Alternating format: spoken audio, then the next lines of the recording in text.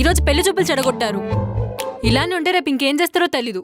మీ నాన్నకి చెప్తే గానీ నువ్వు దారిలోకి రావు. భువనా, మీ నాన్నకు కాల్ చేయి. భువనా, నువ్వు ఆగు. మేడం, ఇదంతా నా స్వార్థం కోసం చేశాను అనుకుంటున్నారు కదా. మీరు చెప్పండి, మీకు పెళ్లి చూపులంటే ఇష్టం లేదు, అందుకే కదా పడ్డారు. మీ బాధ చోట్లకి భువన బాధపడింది. దాని బాధ చోట్లకి నేను బాధపడ్డాను. నా బాధ చోట్లకి ఎద బాధపడ్డాను. అందుకే మీ అందరూ మీ బాధ చూడలేక పెళ్లి కొడుకుని బాధ పెట్టాం. అందుకే పెళ్లి చూపులు చెడగొట్టాం. అసలు మీరు ఎవరు మేడం? ఎవరు? మనకి ట్యూషన్ చెప్పడానికి వచ్చిన దేవత. అలాంటి మీకోసం మేమందరం కలిసి ఈ మాత్రం చేయడం తప్పే ఉంది మేడం.